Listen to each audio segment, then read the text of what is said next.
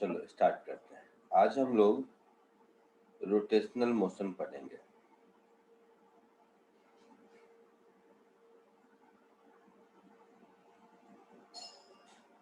Circular motion हम लोग पढ़ चुके हैं। सर्कुलर मोशन के सर्कुलर वेरिएबल्स मालूम है हम लोगों को, angular displacement, angular velocity, angular acceleration, ये सब। तो रोटेशनल मोशन में उसकी जरूरत पड़ेगी, ठीक है। तो पहला टॉपिक जो रोटेशनल मोशन में है उसको कहते हैं मोमेंट ऑफ इनर्शिया।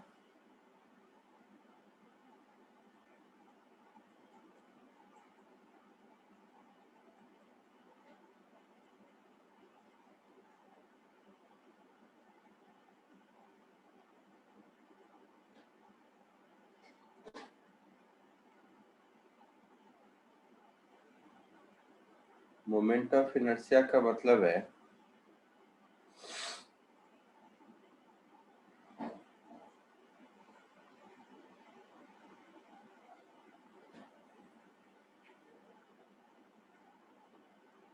जैसे मान लो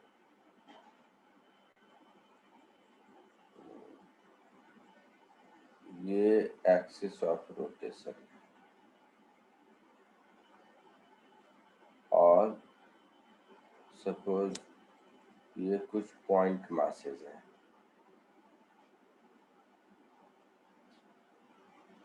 ये मास है m1, इसका एक्सिस ऑफ रोटेशन से डिस्टेंस है r1। ये मास है m2, इसका एक्सिस ऑफ रोटेशन से डिस्टेंस है r2। ये मास है मान लो m3, इसका एक्सिस ऑफ रोटेशन से डिस्टेंस है m3। ये मास है m4, इसका एक्सिस ऑफ रोटेशन से डिस्टेंस है r4। तो ये m1, m2, m3, m4 ये सब मिला के एक सिस्टम ऑफ मास हो गए जो इसके अबाउट रोटेट कर रहा है।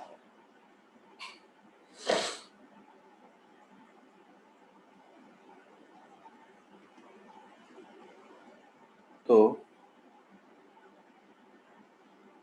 मास m1 into r1 square plus m2 into r2 square so on so fourth, जितने भी पॉइंट मासेस हैं, इसका जो सम होता है इसी को हम लोग मोमेंट ऑफ इनर्शिया कहते हैं मैथमेटिकली।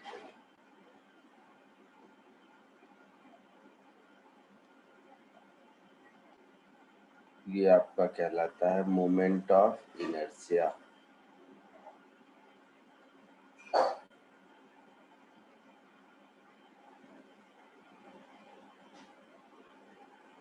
ठीक है, एक बार इसको कॉपी कर लो, फिर और डिटेल में समझाता हूँ।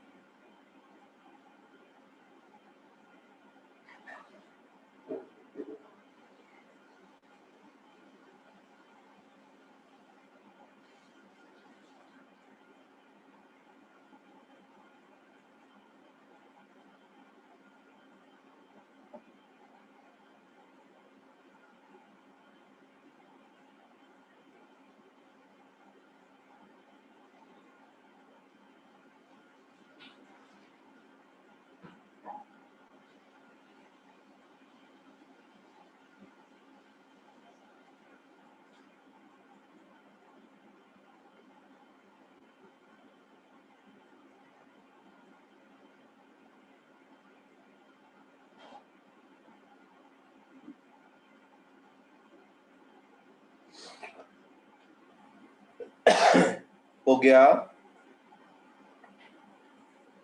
Yes sir. इनर्शिया का क्या मतलब होता है?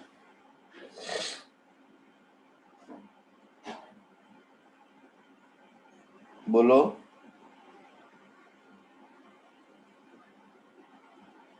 Tendency of body to remain in its state, resist change. कौन से स्टेट में? सर मतलब अगर चल रहा है तो वो रेसिस्ट करेगा, रुकना या फिर मुड़ना, टर्न नहीं होगा easily. Sir resistance to change. ठीक है, तो मोमेंट इनर्शिया का मतलब होता है कि रेजिस्टेंस किसी कोई भी ऑब्जेक्ट जिस किसी भी स्टेट में है उस स्टेट से चेंज होने का जो रेजिस्टेंस है उसको इनर्शिया कहते हैं, सबको मालूम है। बट वो जो स्टेट है ना वो ट्रांसलेशन है, मतलब या तो ऑब्जेक्ट चल रहा है या रुका हुआ है। ठीक वैसे ही कोई ऑब्जेक्ट को रोटेट करने का भी अपना रेजिस्टेंस होगा। Yes sir. तो रोटेशनल मोशन का जो रेजिस्टेंस है उसको मोमेंट ऑफ इनर्शिया कहते हैं। So moment of inertia is a measure of resistance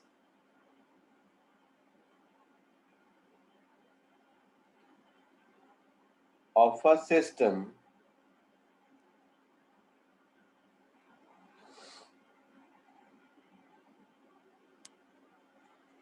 for its rotational motion.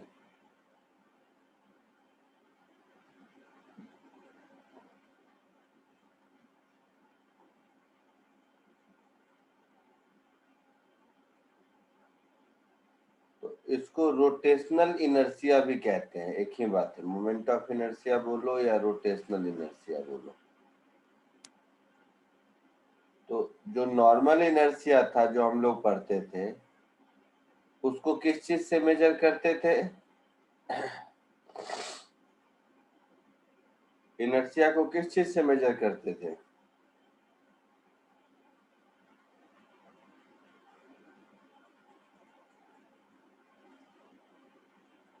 किसका इनर्शिया ज्यादा है या कम है कैसे पता चलता था? सर उसका मास देख के। मास को इनर्शिया कहते थे। तो रोटेशनल इनर्शिया को जो मेजर करते हैं जिस क्वांटिटी से, वो क्वांटिटी मोमेंट ऑफ इनर्शिया है। तो ट्रांसलेशनल मोशन में ये मास हुआ करता था जिस तरह का, उसी तरह से रोटेशनल मोशन में मोमेंट ऑफ इनर्शिया होगा। ठीक है, समझ आया?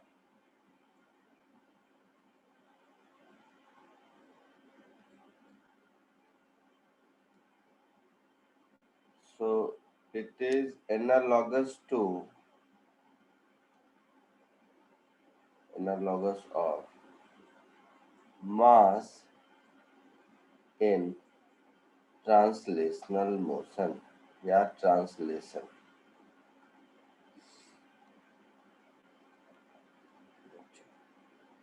ये डिपेंड करता है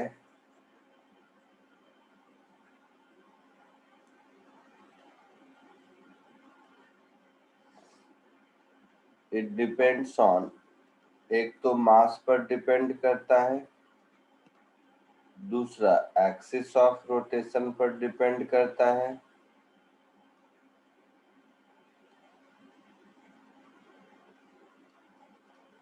और तीसरा शेप एंड साइज पर डिपेंड करता है। तो अगले 2 लेक्चर तक, 2 या 3 लेक्चर तक हम लोग केवल मोमेंट ऑफ इनर्शिया कैलकुलेट करना सीखेंगे। ठीक है, पहले इसको कॉपी कर लो फिर आगे बढ़ते हैं।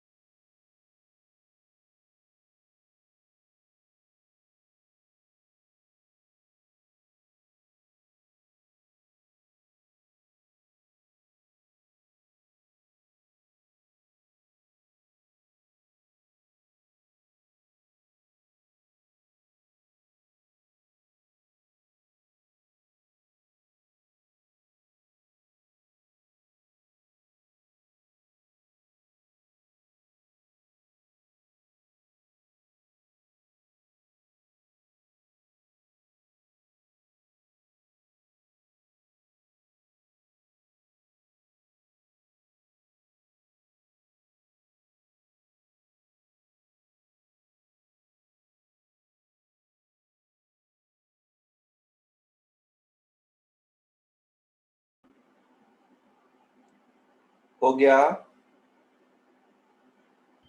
हाँ सर। तो पॉइंट मास का में मोमेंट ऑफ इनर्शिया mr² होता है, ये तो समझ आया। और मोमेंट ऑफ इनर्शिया 3 चीजों पे depend, mass, axis of rotation, shape and size. अब इन बातों को समझने के लिए जस्ट कि कैसे डिपेंड करता है, जस्ट एक क्वेश्चन करो। एक लाइन का क्वेश्चन है ये या उससे भी छोटा? 3 क्वेश्चन है, तीनों एक एक लाइन के हैं। फटाफट आंसर बताओ जरा सा देख के, ताकि आपको ये समझ में आए कि इन तीनों पर मोमेंट ऑफ इनर्शिया डिपेंड करता है। जल्दी।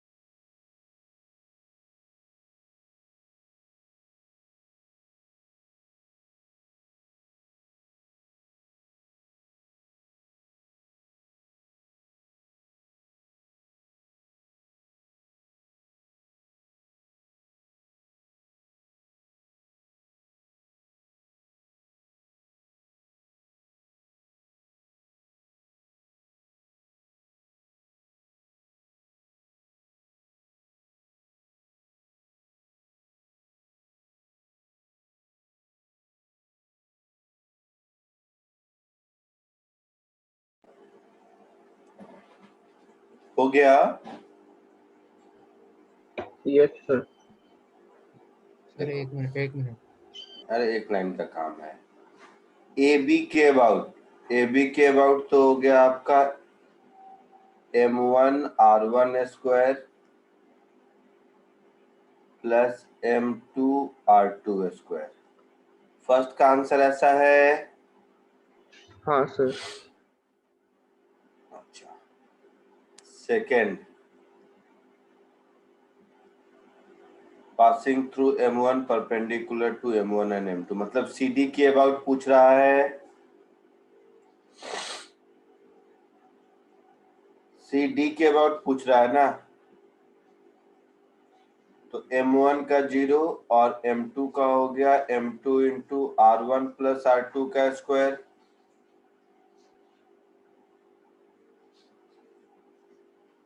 हो गया? सर ये बोलो कैसे है है? ना? अरे CD लाइन ये है, यस सर। तो इसका मास m1 से डिस्टेंस 0 हो गया और m2 से r1 प्लस r2 हो गया। हाँ सर समझा। थर्ड में पूछ रहा है EF लाइन के अबाउट, यही मतलब है, तो ये 0 होगा क्योंकि दोनों point mass axis of rotation पर ही है, तो डिस्टेंस 0 हो गया। Yes sir. बोलो चमका कि नहीं? सर एक ही लाइन पे इसीलिए 0 हो गया ना? दोनों एक्सिस पर ही है ना, यस सर। तो जब एक्सिस पर ही है तो एक्सिस से डिस्टेंस 0 हो गया। mr स्क्वायर वाले फॉर्मूले में r तो एक्सिस ऑफ रोटेशन से पॉइंट मास का परपेंडिकुलर डिस्टेंस है ना, यस सर। तो वो 0 हो गया।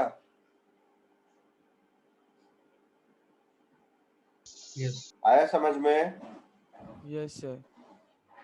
तो देखो, सेम सिस्टम ऑफ मास का अलग अलग एक्सिस के अबाउट मोमेंट ऑफ इनर्शिया अलग अलग है। तो मोमेंट ऑफ इनर्शिया मास पर डिपेंड करता है, एक्सिस ऑफ रोटेशन पर डिपेंड करता है, शेप साइज पर भी करता है, थोड़ी देर बाद वो भी देखेंगे। ये बात समझ आई? आगे बढ़ूं? Yes sir. नेक्स्ट एक और करो, बस वही पॉइंट मास वाला है, mr स्क्वायर का फॉर्मूला वाला ही है।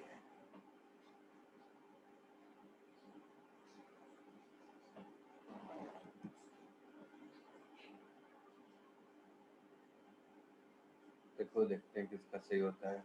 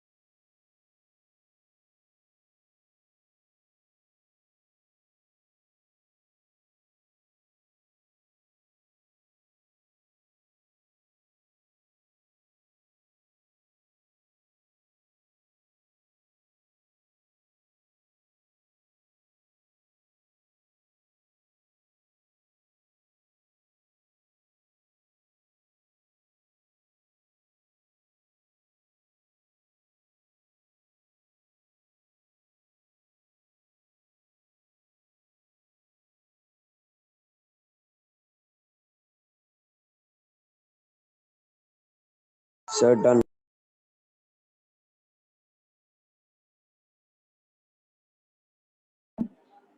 क्या आंसर आया फर्स्ट का?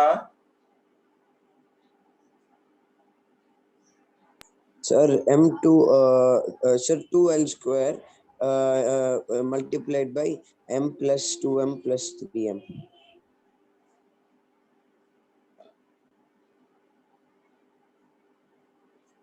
फाइनल आंसर बताओगे ना?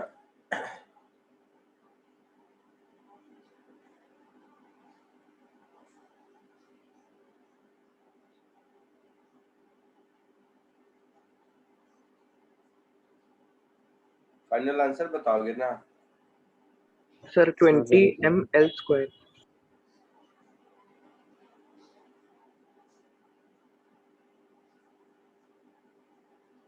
तो देखो, ये है A, ये है B और ये है C।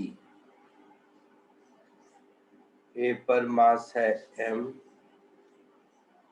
B पर मास है 2M और C पर मास है 3M। ठीक है, इसका लेंथ है 2L, इसका भी लेंथ है 2L और इसका भी लेंथ है 2L। ठीक है, हमें चाहिए about an axis passing through A perpendicular to the plane ABC। मतलब हमारा एक्सिस ऑफ रोटेशन ऐसा है, ये हमारा एक्सिस ऑफ रोटेशन है ना? है ऐसा?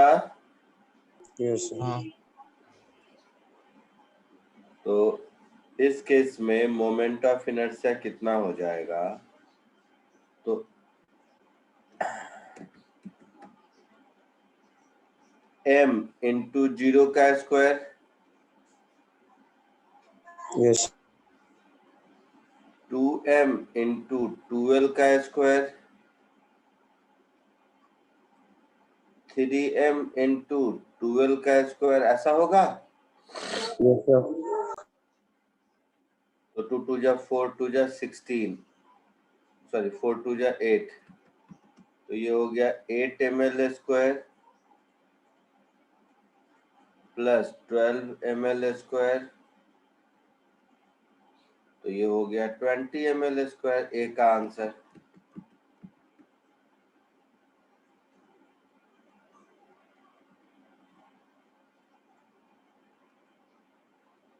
होगा। Yes.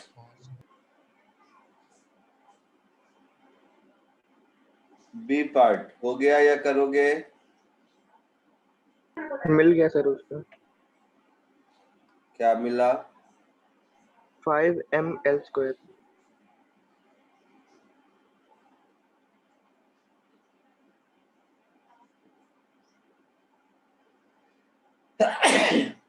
बोलो। 5 ml square. बी पार्ट में एक्सिस ऑफ रोटेशन ये है ना?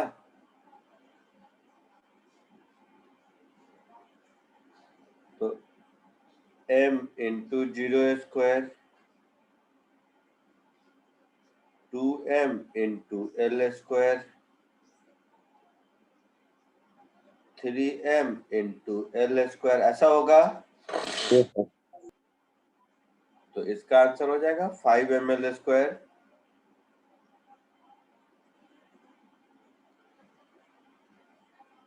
कोई डाउट किसी को? नहीं sir.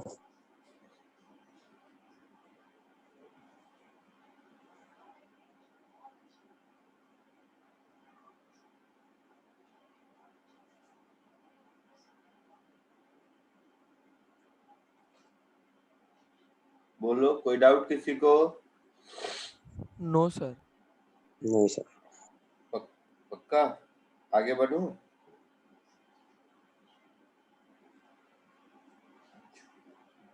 तो ये Yes, जो sir. एग्जांपल अभी तक देखा था, ये सब में पॉइंट मास है। यही अगर कंटिन्यूअस बॉडी रहता, मोमेंट ऑफ इनर्शिया ऑफ अ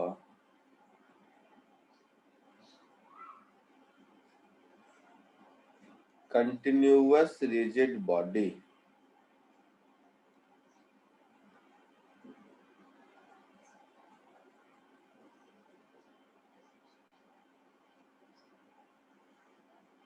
तो ये कॉमन सेंस है। कॉमन सेंस ये है कि मोमेंट ऑफ इनर्शिया का फॉर्मूला अभी तक हमारे पास क्या है, कुछ ऐसा है, समेशन ऑफ mi ri का square from i is equal to 1 to n, यही है, यही Yes, sir. फॉर्मूला है ना।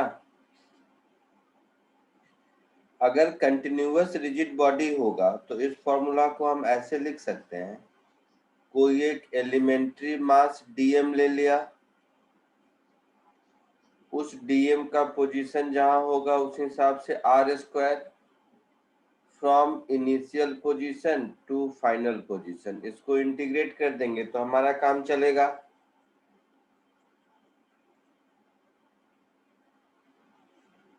है ना।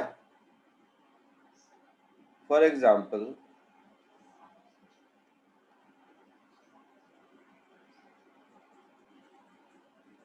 Moment of inertia of uniform rod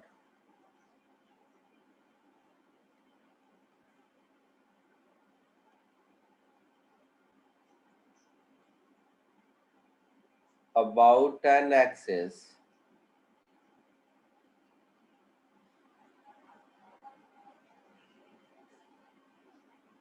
passing through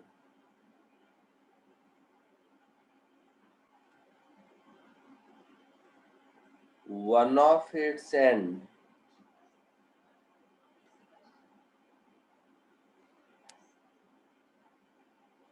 and perpendicular to it.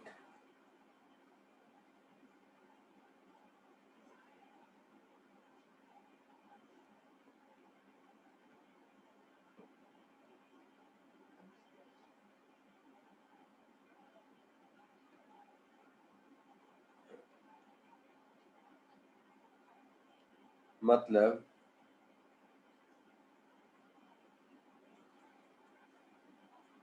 ये एक यूनिफॉर्म रॉड है मान लो, और हमें मोमेंट ऑफ इनर्शिया इसका इस एक्सिस के अबाउट ढूंढना है, यही मतलब हुआ।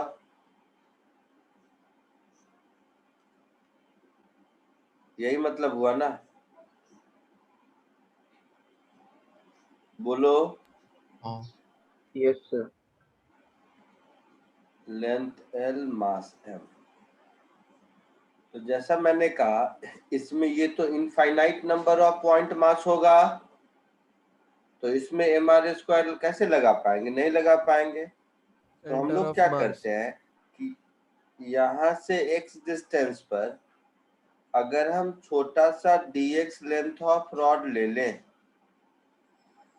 तो ये एक पॉइंट मास dm हो गया, हो गया। Yes, sir. और इस ये छोटा सा लेंथ dx हो गया। तो जो हमारा मोमेंट ऑफ इनर्शिया होगा वो होगा integral of dm into x square from x is equal to 0 to l, ऐसा होगा। बोलो। Yes, ये sir. dm मिल जाए तो हमारा काम चलेगा। तो total mass m, total length l, so m by l mass per unit length हो गया। तो dx लेंथ में कितना मास होगा, lambda into dx, that is m by l into dx, ऐसा होगा। ये यहाँ सब्स्टिट्यूट कर दीजिए। So integral 0 to l m upon l x square dx, ऐसा होगा। बोलो, समझ आ रहा है कुछ? Yes, sir. हाँ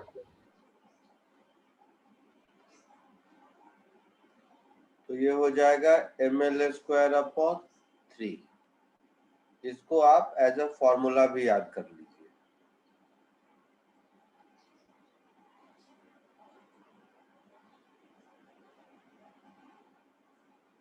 इसको कॉपी कर लो। Sir, ml square by 3. हाँ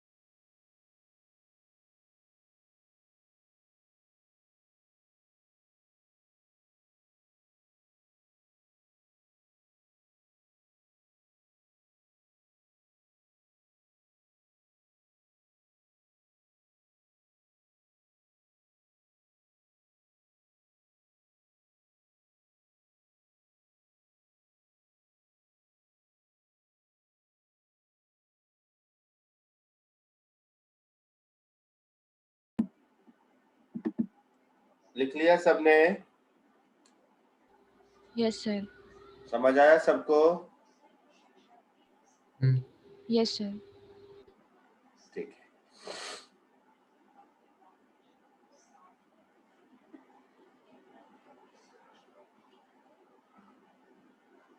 जरा कुछ और करके बताओ। इसी रॉड का मोमेंट ऑफ इनर्शिया मान लो मिड पॉइंट एक्सिस के अबाउट निकालना है।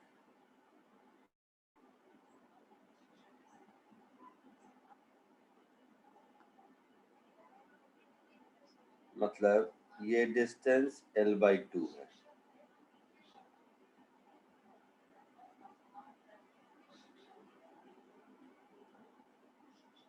और मास इसका m है, यूनिफॉर्म रॉड है। मास इसका m है और ये एक्सिस इस पर परपेंडिकुलर है। ऐसा समझ आया क्वेश्चन? बोलिए। Yes, sir. सर एक बार ये मोमेंट ऑफ इनर्शिया निकाल के बताओ इस एक्सिस के अबाउट।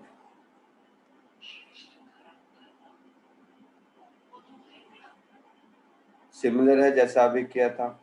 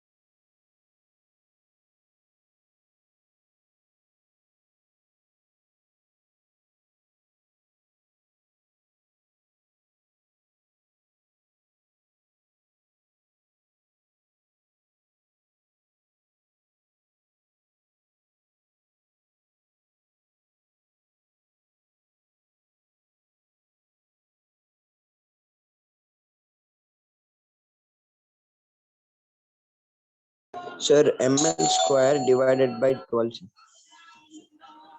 Very good.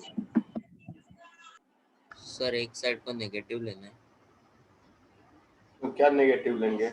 मतलब 0 से L के बदले -L/2 से +L/2।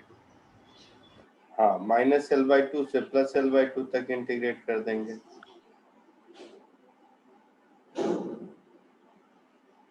यहाँ से x डिस्टेंस पर dx लेंथ ले लो।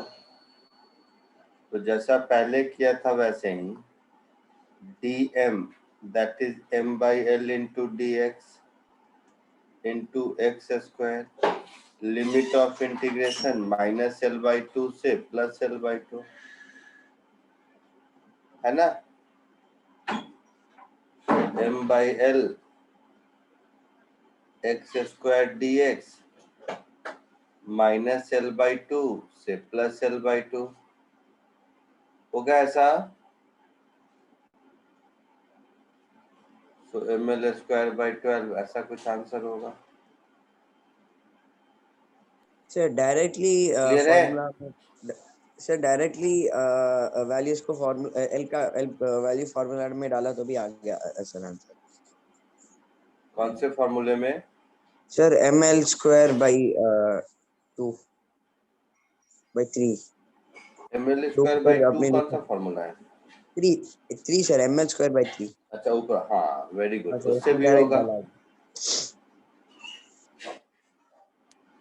उसके हिसाब से अगर देखोगे तो ये क्या है, ये 2 रॉड है, एक पोर्शन ये हो गया और दूसरा पोर्शन ये हो गया,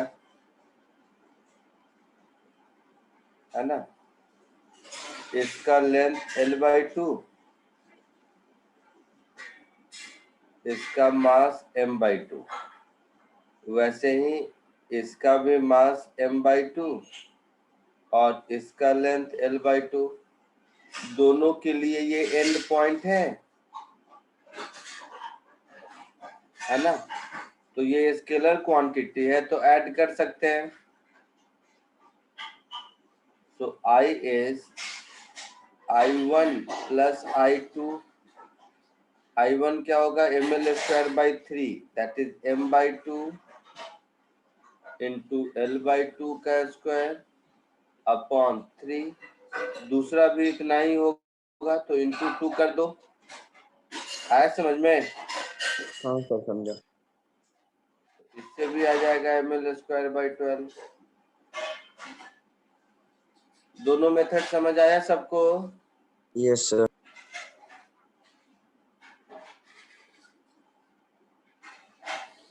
तो ये भी आपका फॉर्मूला है कि किसी भी यूनिफॉर्म रॉड का मिड पॉइंट वाले एक्सिस के about moment of inertia ml²/12 होता है। ये आपको याद रखना है।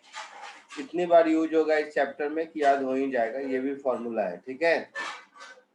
Yes sir. क्या सर? आगे बढ़ूं? हाँ सर एक बार रिपीट करिए ना, आप क्या बोल रहे थे? क्या बोला मतलब? वो कोई यूनिफॉर्म फॉर्मूला रॉड है। का मिड पॉइंट, यूनिफॉर्म रॉड का मिड पॉइंट के पास करता हुआ परपेंडिकुलर एक्सिस के about moment of inertia ml²/3 होता है। ये फॉर्मूला है। Okay sir. सॉरी, ml²/12 होता है। ये फॉर्मूला है। ओके। ये जो अभी आपने आंसर निकाला, ये आंसर स्टैंडर्ड रिजल्ट है, आपको याद रखना है। आगे बढ़ूं?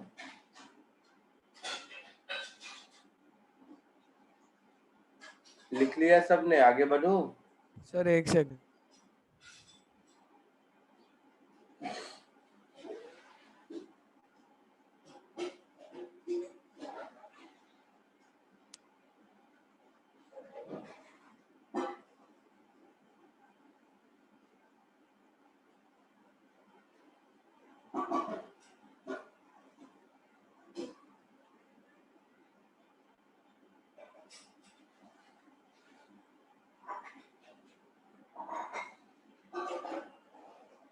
हो गया?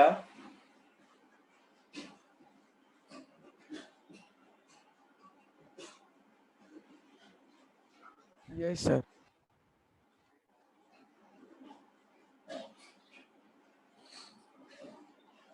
एक और कोशिश करो। सपोज यही रॉड है,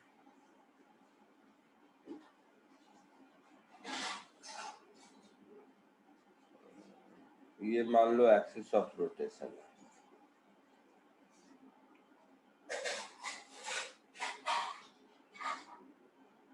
और ये रॉड है।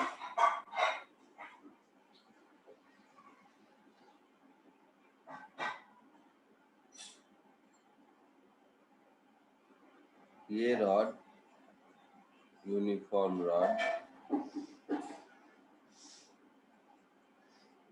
मास m, लेंथ l।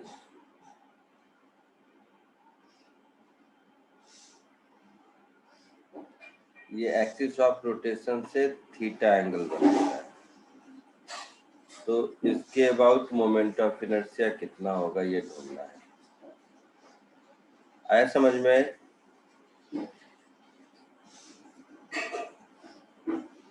इस यूनिफॉर्म रॉड का मास m, लेंथ l।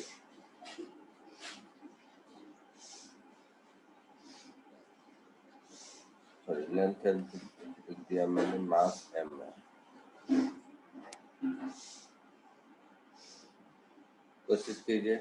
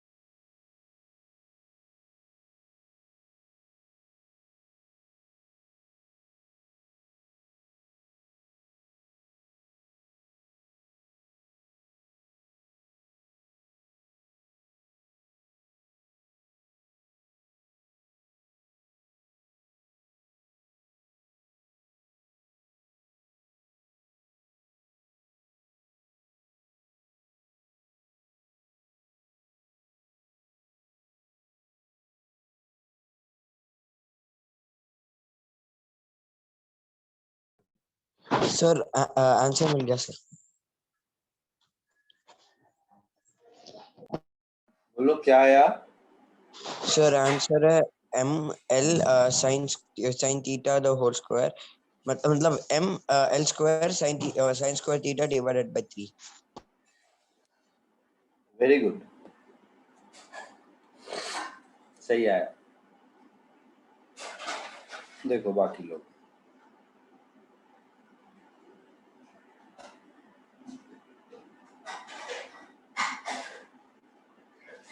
यहाँ से x डिस्टेंस पर अगर हम छोटा सा dx लेंथ लेते हैं तो इसका एक्सिस से परपेंडिकुलर डिस्टेंस कितना होगा? x sin थीटा होगा। तो इसका moment of inertia di is dm into x sin theta का स्क्वायर होगा, that is m by l into dx into x square sine square theta, ऐसा होगा। तो टोटल मोमेंट ऑफ इनर्शिया क्या होगा? इसको इंटीग्रेट कर दीजिए। So m by l sine square theta बाहर, integral x square dx from x is equal to 0 to l। होगा ऐसा कुछ? Yes sir. तो ये हो जाएगा m l square by 3 sine square theta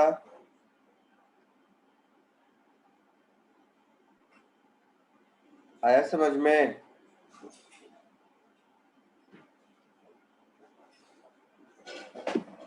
सबको आया समझ में?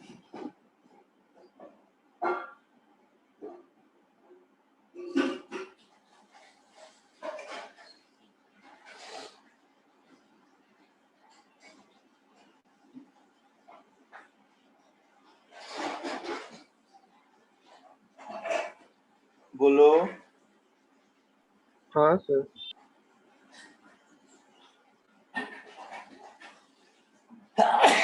आगे बढ़ूं?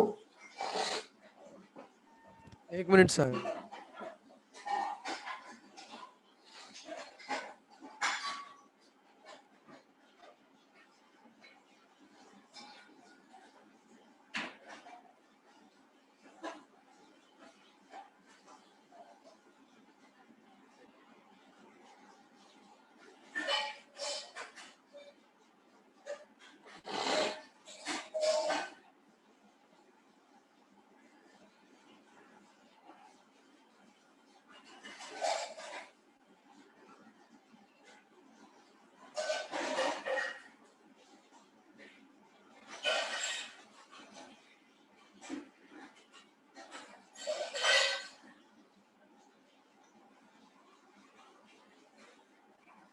हो गया सर। हो गया।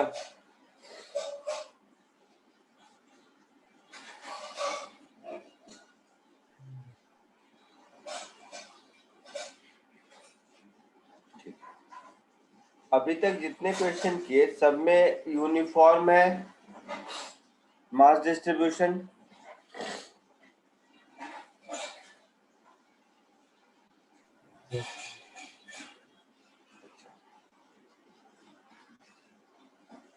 Find moment of inertia of a rod of length L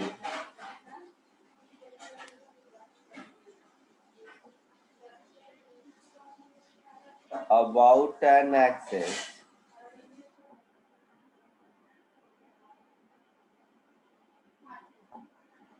passing through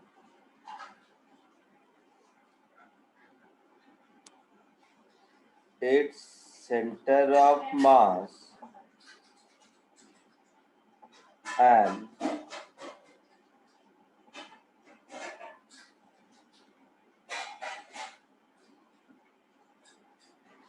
perpendicular to it.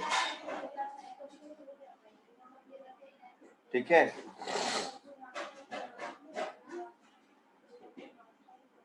mass per unit length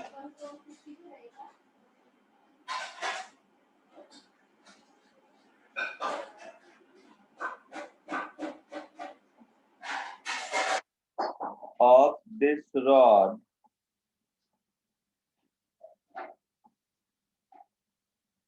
varies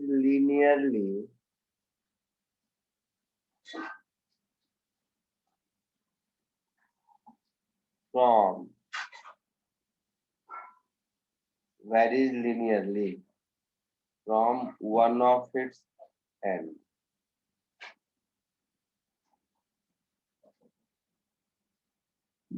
Length L and mass M दिखा. क्वेश्चन समझ आया?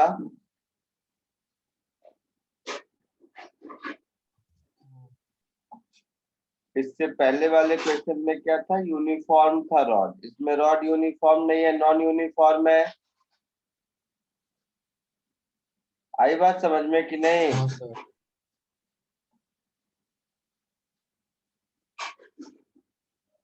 थोड़ा कोशिश करो, ये एक अच्छा क्वेश्चन है.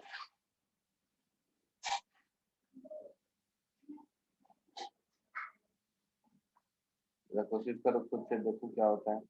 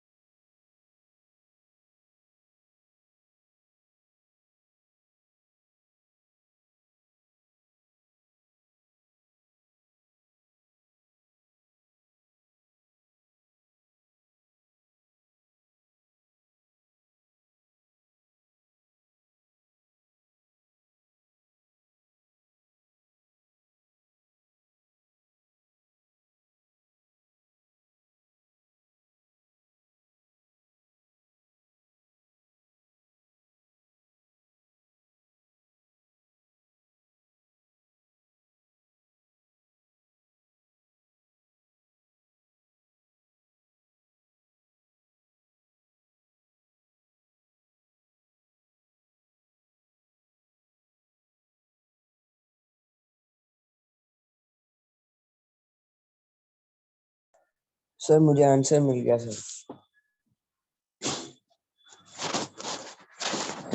बोलो क्या मिला? Sir ml square by 3 plus ml l dash square by 3। L dash क्या है?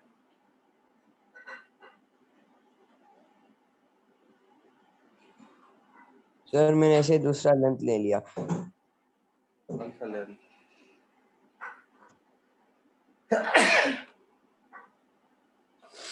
और कोई?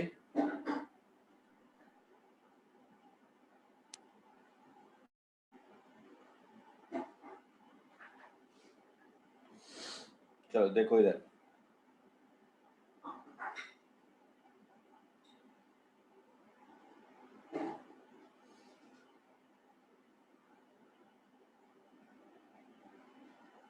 पहले ये बताओ, अगर इसका मास per unit length linearly very करता है तो सेंटर ऑफ मास कहाँ पर होगा?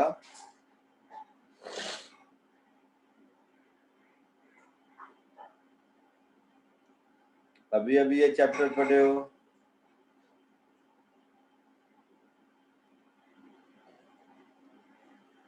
बोलो। रॉड ए बी अगर है, इसका centre of mass linearly very करता है, मतलब यहाँ पर एंड ए पर 0 है, एंड बी पर मैक्सिमम है, लीनियरली इंक्रीज करता है, तो इसका सेंटर ऑफ मास कहाँ होगा? बी की तरफ सर। कहाँ? पोजीशन?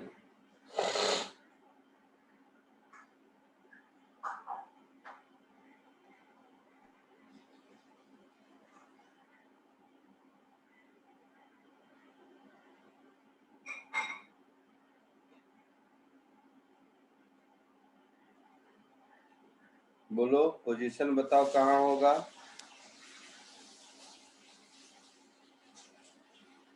सर अगर डेंसिटी को के एक्स लेंगे ना तो उसके बाद फिर के एल क्यूब अपॉन 3m आया, तो उसके बाद फिर वो सब के को हटाना पड़ता है। ये तुम लोग पढ़े नहीं हो ठीक से। ये स्टैंडर्ड रिजल्ट इतनी बार यूज हुआ होगा पिछले चैप्टर में। ये यहाँ से l/3 और यहाँ से 2l/3 पर होगा। तो चलो पहले तो सेंटर ऑफ मास ढूंढ दूं कहाँ है, फिर आगे बढ़ेंगे। देखिए होगे क्लास नोट में फर्स्ट या सेकेंड डे ही कराया होगा centre of mass chapter. Yes sir है 12/3। तो लिनियरली इंक्रीज करता है, मतलब lambda is equal to some constant into x. अपने मन से मान लेते हैं, तो dm क्या हो जाएगा? Lambda into d x, that is some constant k into x into d x. ये dm हो गया। तो टोटल मास लिखा हुआ है m है, तो k is equal to x d x फ्रॉम 0 टू l। ये कैपिटल M होगा। तो कैपिटल M की वैल्यू हो जाएगी k l स्क्वायर बाई 2, मतलब k की वैल्यू मिल गई मुझे 2m अपॉन l स्क्वायर। ये k का वैल्यू मिल गया। Yes sir. ये पहला काम। दूसरा काम, सेंटर ऑफ मास का लोकेशन ढूंढना। अभी तुरंत पुराने चैप्टर में पढ़े हैं। सेंटर ऑफ मास का लोकेशन क्या होगा? तो वो होगा dm इंटू एक्स का इंटीग्रल अपॉन टोटल मास फ्रॉम x is equal to 0 to l। ऐसा होगा।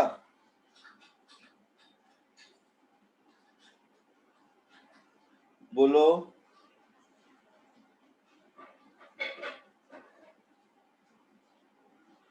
बोल तो सही, ऐसा होगा। Yes sir. So lambda by l into l square by 2। Lambda मतलब kx था। एक मिनट, लैम्डा की वैल्यू थी kx। एक मिनट, यहाँ पर मैंने ये लाइन रख दिया।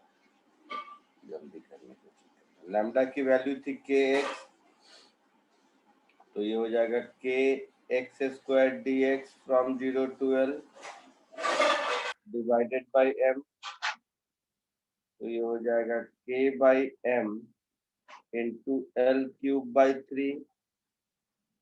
के की वैल्यू निकाल चुके हो 2m बाई एल स्क्वायर।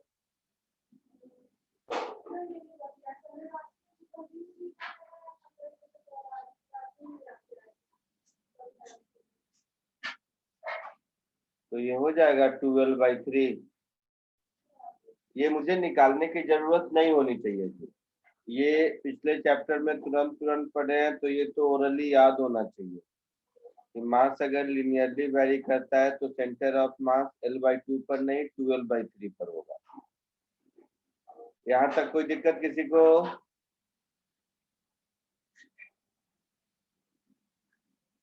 पहले यहाँ तक कॉपी कर लो।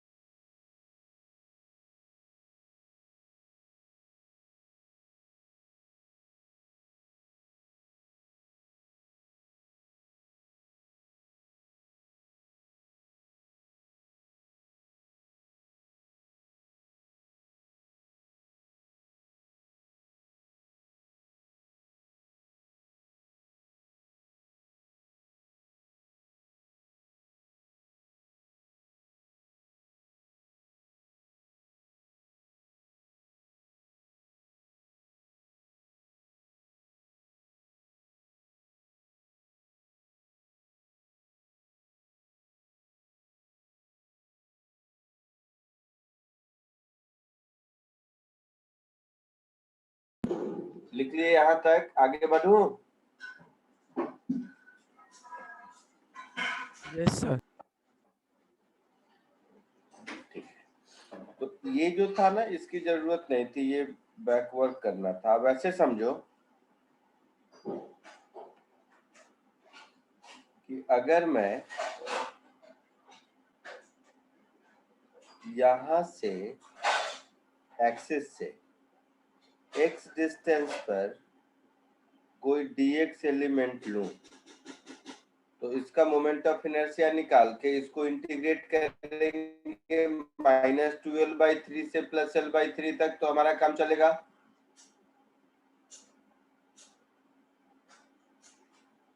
बोलो हाँ या ना? Yes sir. अब ध्यान से देखना। सो I इज इक्वल टू मेरा हो जाएगा integral dm into x from -12 dm into x square -12/3 to L/3। ठीक है, dm यहाँ पर ध्यान देना है सबको। dm क्या हो जाएगा? Lambda into dx into x square, ऐसा होगा?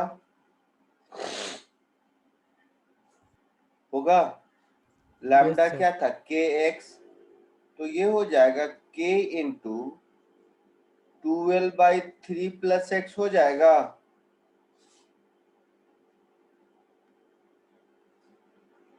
ये ध्यान देना था। एक्सिस से l/3 डिस्टेंस है तो एंड पॉइंट से 12/3 प्लस एक्स होगा।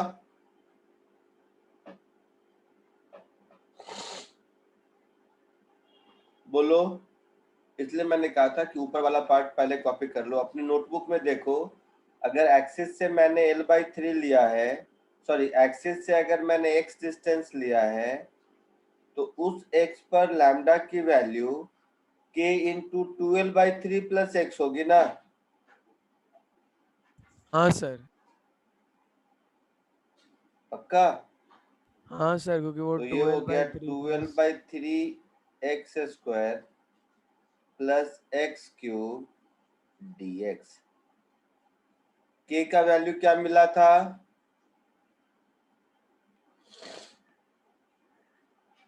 टू एम बाई k का एल वैल्यू ऊपर क्या मिला था? 2m/l²।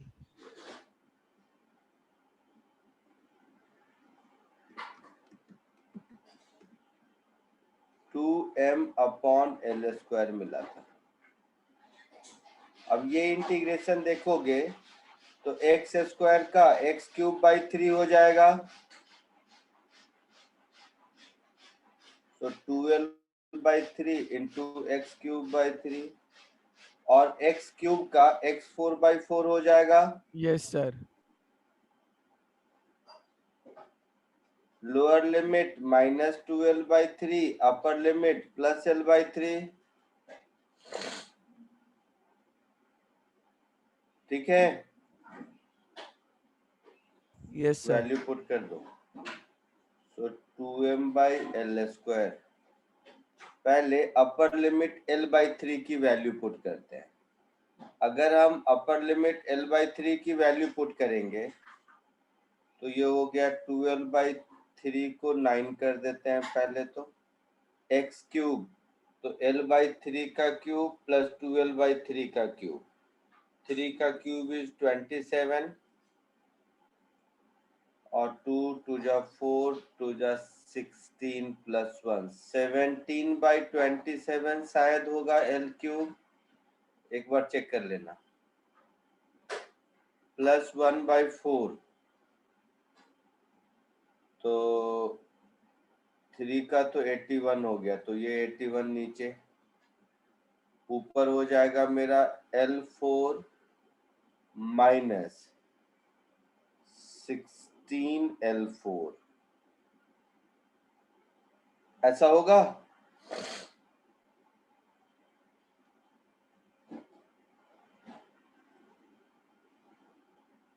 बोलो। तो l³ और l मिला के l4 बाहर हो जाएगा। तो 2m इंटू l4/l²। अब ये l सब की कहानी गई, तो ऊपर हो गया 34/9 इंटू 27 और ये हो जाएगा -15/4 इंटू 81। ऐसा कुछ होगा?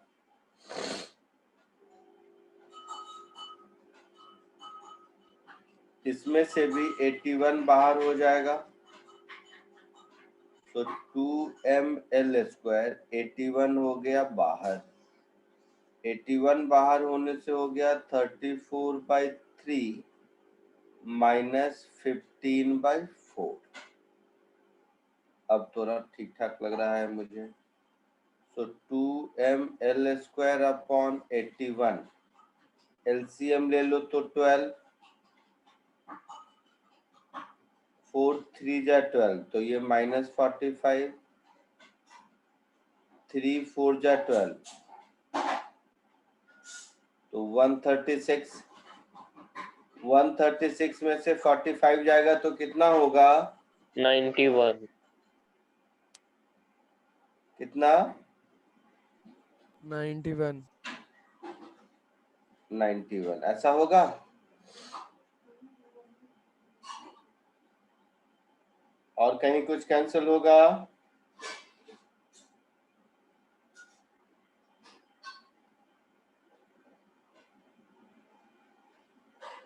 ये आपका आंसर होगा। तो इस एक क्वेश्चन से centre of mass, moment of inertia सब कुछ का रिवीजन हो जाता है, इसलिए जानबूझ के मैंने ये क्वेश्चन दिया था। इसको कॉपी कर लीजिए, फिर आगे बढ़ते हैं।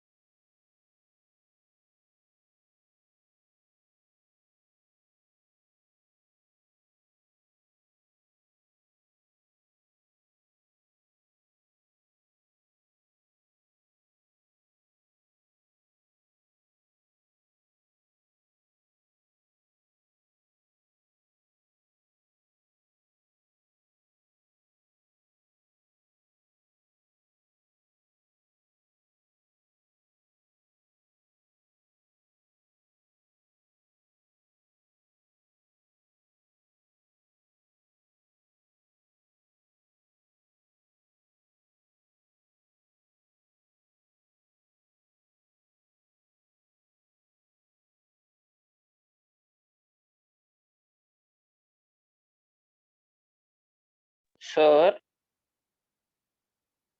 बोलो। सर आपने वो इंटीग्रेशन करने के बाद जब 17 वो आता है वो समझा नहीं। 1 आना चाहिए ना, L/3 का क्यूब। ओ भाई 7 साहब,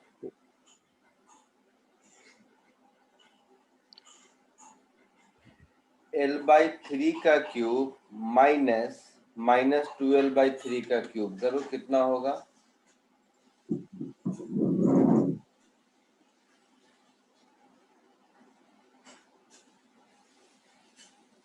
समझा सर। सच में समझा कि गलत है? 12/9 तो चला गया, 2 2 जा 4 2 जा 8, 8 + 1 9 होगा 17 की जगह शायद। हाँ सर, 9 क्यूब अपॉन 27 17 की जगह 9 होगा बेटा। और फिर वो 1/3 हो जाएगा, मतलब या फिर कट हाँ कर हाँ, सकते। यहाँ तक 17 की जगह 9 होगा, तो ये 9 और ये 9 गया, तो 2/27 होगा ये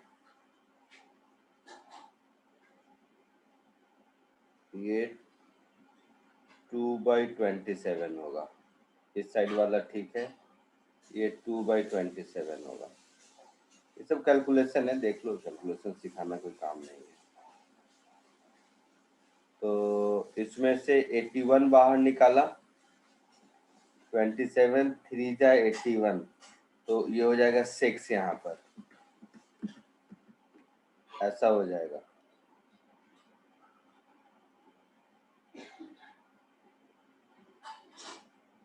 और ये 6 हो गया, तो ये आसान हो गया छोटा।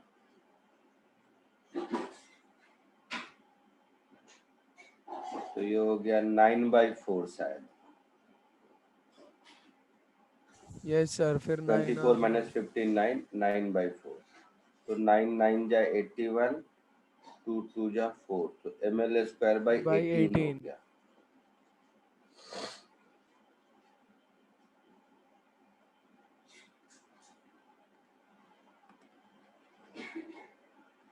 जल्दी कॉपी कर लो जिसका जो भी बचा है। कैलकुलेशन बीच में चेक करते रहना कहीं कुछ होगा तो।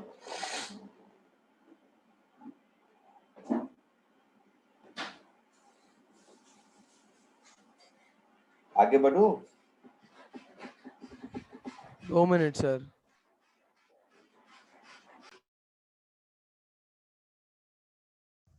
सर थोड़ा स्क्रीन मिनिमाइज कर दो ना।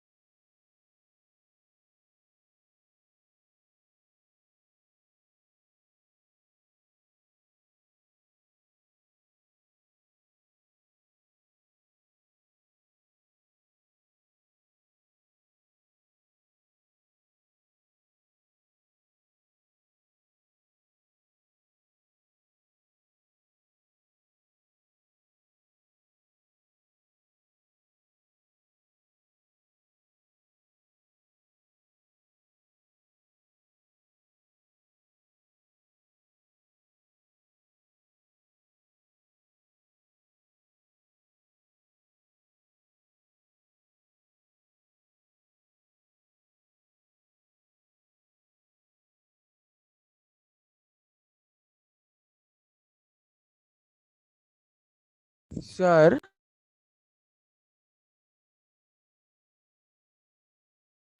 बोलो। सर वो 81 भी एलसीएम नहीं आएगा ना? क्या? वो 81 भी सर एलसीएम नहीं आएगा?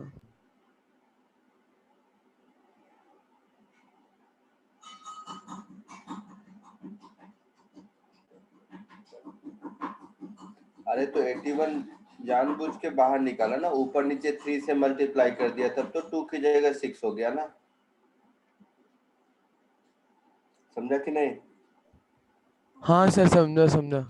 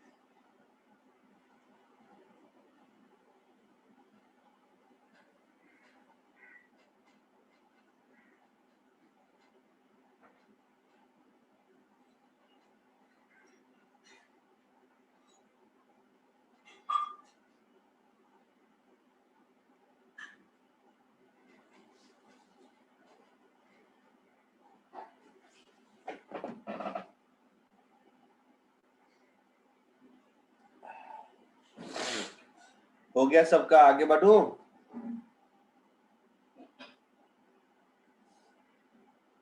हाँ सर।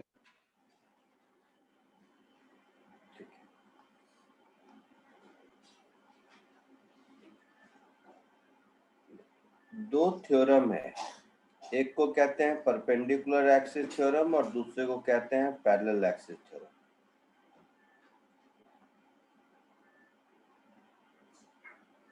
सर सिर्फ 11 जन है थ्योरम मीटिंग में। ऑफ, क्या बोल रहे हो? सिर्फ 11 जन है मीटिंग में। बाकी जनता किधर गई? कुछ सर क्लास है मालूम क्या नहीं। तुम लोगों का? नहीं सर, निकल गए 9:30। सर वो वैसे टाइम 9:30 तक ही उन लोग को लगा, वो आप देखा नहीं होगा, 10 बजे तक था। जाने दे, मैं खत्म कर देता हूँ। Theorems of moment of inertia.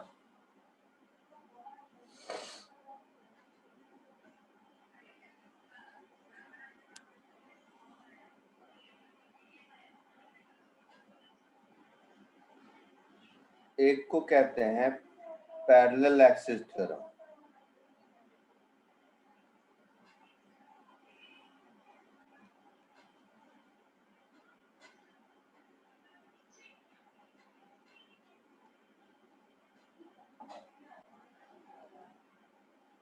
Parallel axis theorem क्या है कि सपोज कोई भी एक रिजिड बॉडी है किसी शेप साइज का, और ये इसका सेंटर ऑफ मास है, और ये एक्सिस सेंटर ऑफ मास से पास करता है। तो कोई भी दूसरा एक्सिस जो इसके पैरेलल है, मतलब ये जो एक्सिस पास कर रहा है सेंटर ऑफ मास से, इस एक्सिस के about moment of inertia I not है। तो दूसरा एक्सिस जो इसके पैरेलल है एट अ डिस्टेंस r पर, और पूरे रिजिड बॉडी में मास है, टोटल मास m है, तो इसके अबाउट जो मोमेंट ऑफ इनर्शिया I होगा, ये मोमेंट ऑफ इनर्शिया होगा I not plus mr square.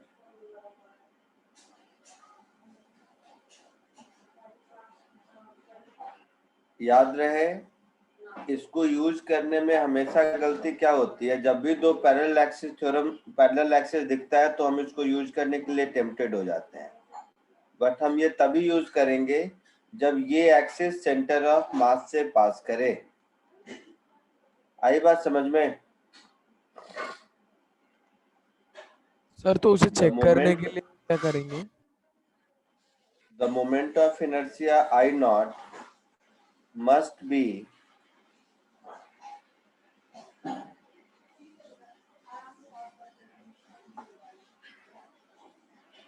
corresponding to axis passing through center of mass, और दूसरा कि ये दोनों एक्सिस पैरेलल होना चाहिए।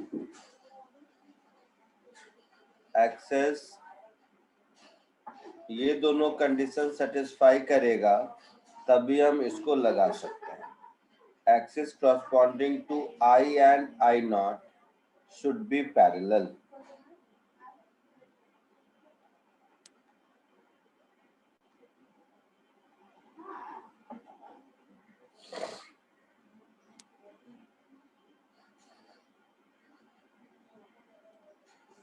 इसको जल्दी से कॉपी कर लो, फिर इसका यूज कैसे करते हैं एक एग्जांपल दिखाता हूँ जो कर चुके हो पहले, और इसका प्रूफ भी बताने की कोशिश करता हूँ। कॉपी करो पहले।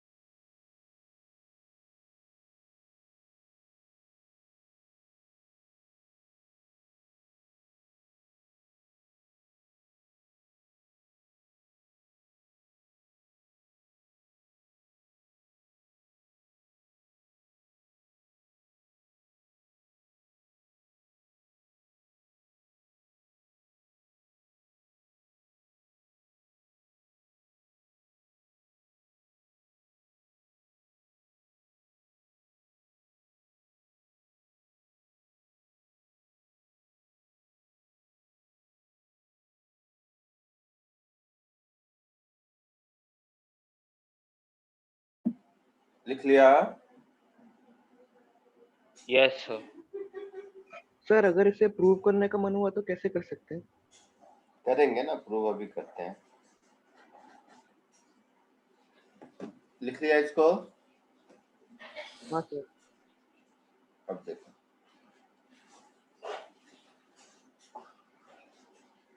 अभी जो पहले किया है, पहले उसको ही देखो कि वो रिजल्ट ऐसे अप्लाई करने पर आता है क्या। जैसे इस रॉड के केस में हमने moment of inertia mid point के अबाउट भी निकाला था और मोमेंट ऑफ इनर्शिया इसके एंड पॉइंट के अबाउट भी निकाला था ना थोड़ी देर पहले? Yes sir. ये जो मिड पॉइंट के अबाउट निकाला था तो ये कितना आया था? ml²/12 आया था। हाँ यस सर। सर। और ये मोमेंट ऑफ इनर्शिया ml²/3 आया था। तो ये पैरेलल एक्सिस थ्योरम से लगाने की कोशिश करते हैं, देखते हैं कितना आता है। तो ये इसका सेंटर ऑफ मास है और ये दोनों एक्सिस पैरेलल है, तो हमारा कंडीशन सेटिस्फाई है। तो हमारे हिसाब से I होना चाहिए ml²/12 plus m into l/2 का स्क्वायर, यही होना चाहिए। होना चाहिए ना पैरेलल एक्सिस थ्योरम से? Yes sir. तो ये कुछ ऐसा हो गया। तो देखो इन दोनों का सम हो गया ml²/3 जो पहले भी आया था। बोलो। हाँ सर मिल गया। इंटीग्रेट करके भी देखा था तो यही आया था। तो ये जस्ट एक एग्जांपल है, इसको प्रूव भी कर सकते हैं। ये तो जनरल मैंने रॉड के लिए करके दिखाया, बट किसी भी रिजिड बॉडी के लिए इस पैरेलल एक्सिस थ्योरम का प्रूफ भी है। प्रूफ देखते हैं।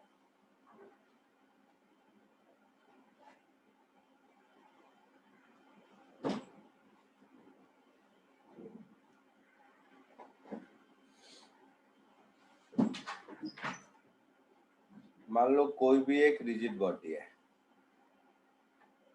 ये उसका मान लो सेंटर ऑफ मास है, ठीक है, और ये axis passing through centre of मास है। कोई एक पॉइंट मास ले लिया मैंने m यहाँ पर,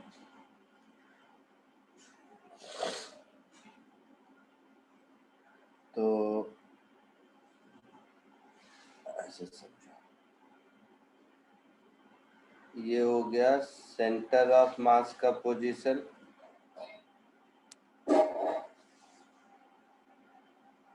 और ये हो गया इस मास का पोजीशन ऐसा।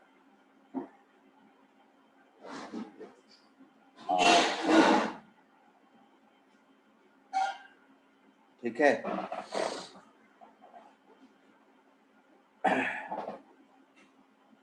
को ऐसे ऐसे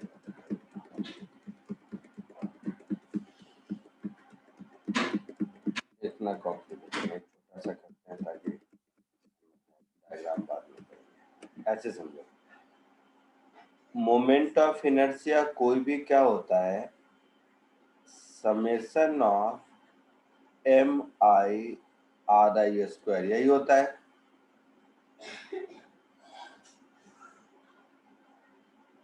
यही होता है ना? हाँ सर। यहाँ पर ri क्या है? एक्सिस से डिस्टेंस है ना? ri क्या है? एक्सिस से डिस्टेंस है। बोलो। हाँ sir. r axis of rotation से डिस्टेंस है। तो इस एक्सिस ऑफ रोटेशन के डिस्टेंस को सेंटर ऑफ मास के डिस्टेंस से हम चेंज कर सकते हैं क्या?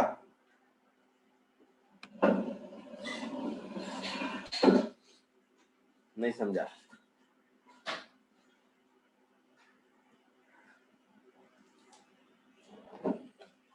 मैं ये कह रहा हूँ, चलो ऐसे समझो, ये कोई रिजिड बॉडी है, ये एक्सिस है और ये सेंटर ऑफ मास वाला एक्सिस है। हमें ये डिस्टेंस r मालूम है, ऐसे समझो। तो ये कोई पॉइंट P का, ये सेंटर ऑफ मास वाला एक्सिस है, ठीक है? ये सेंटर ऑफ मास वाला एक्सिस है और ये हमारा एक्सिस है जिसके अबाउट मोमेंट ऑफ इनर्शिया मुझे निकालना है। तो अगर यहाँ से डिस्टेंस, यहाँ से इसका डिस्टेंस ri है, तो इस ri को, तो सेंटर ऑफ मास से इसका डिस्टेंस ri माइनस r होगा ना।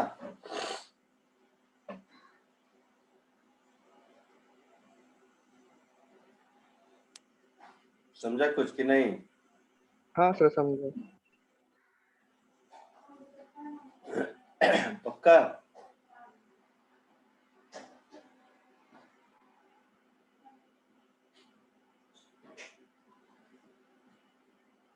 बोलो। तो इस सर, ri आ रहा है को हम वाला लिख फिर से सकते समझो। हैं,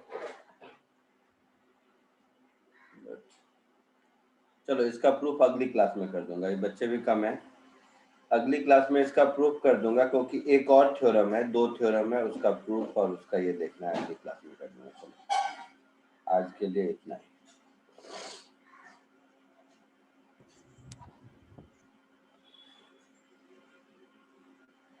ये कॉपी कर चुके हो? ये एग्जांपल बस कर लो कॉपी, जैसे जैसे होते जाए निकलते जाओ, मैं रिकॉर्डिंग ऑफ कर देता हूँ।